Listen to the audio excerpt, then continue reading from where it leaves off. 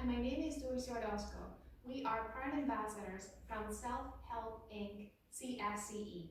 Welcome to our video series, Speaking from the Heart, Real Parents Talking About Real Life.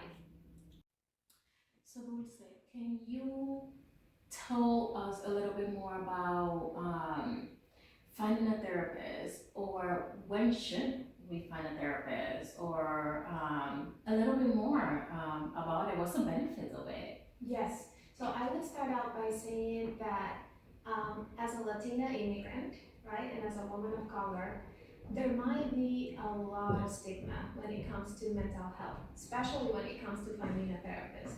I don't know about your family, Jessica, and if you can identify, but in many families, the thought might be, we're not crazy, right? And the word crazy comes out. Yes, it's a big deal in my family. So no, and it can even be a source of shame for some people, and that might directly or indirectly make you think that you have no option, or that looking for a therapist or thinking about therapy is not even an alternative that you have because of all these reasons. So I think that the first part is, can you give yourself permission to say, I cannot do this alone. I cannot do this with my friend. I cannot do this with my family. I need a professional person that doesn't know me, right? To talk about this. So give yourself permission would be my number one suggestion. Nice. So, what about what's the difference between a friend and someone that you don't know? You might have friends that are therapists. I'm a therapist. I talk to my friends.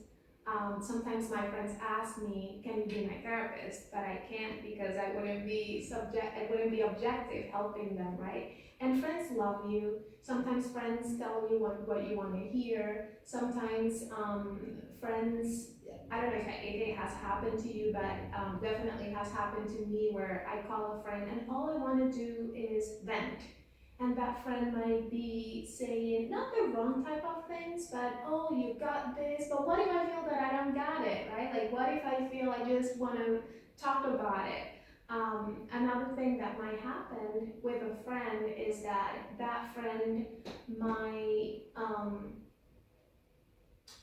not necessarily tell you what you don't want to hear, but they might be too nice to you. Exactly.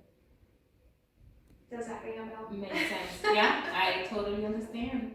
I totally understand. So, how do we get access to this therapist? How do we even go about in finding one? Yes, so that's a very good question.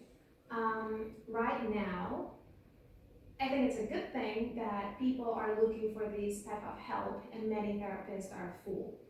Um, Please do not take that personally. I would say if you have a good connection with your PCP, your primary care physician, go, that might be the first thing to try. So ask your PCP. Sometimes they have resources.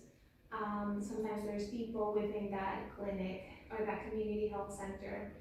There's a behavioral health department. Another thing is call your insurance. So on the back of your insurance card, there's a number. Sometimes it's different from like the medical issues, and then they have behavioral health or mental health, and that's where you would call. And you can do this on your own too. It might be a little overwhelming, so be nice to yourself about it. But there's different profile directories, and actually we are gonna provide everyone with this information as well. That's great. You know, one thing that I'm hearing a lot is that so many of these therapists are full. So, you know, we hear a lot about how so many people need help because of COVID, but there's not many therapists to go around for everyone. What is being done about this? I think that part of this whole thing is, I guess, awakening people to realize that being a therapist is not easy, and that many therapists are underpaid. So that's part of this thing. So many therapists have left the field throughout this time because of it. But there's many people. And I am absolutely positive that there's the right therapist for you. So don't give up. Follow up. They might not call you right away, and you might need to reach out 2 or 3 times. Go for it.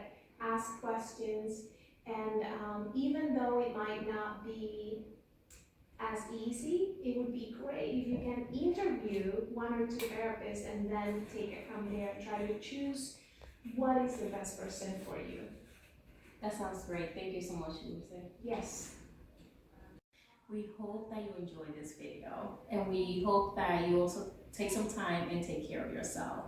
Mental health is very important for all of us, and we hope that you take some time and take care of yourself. We will be launching another video. Stay tuned and take care.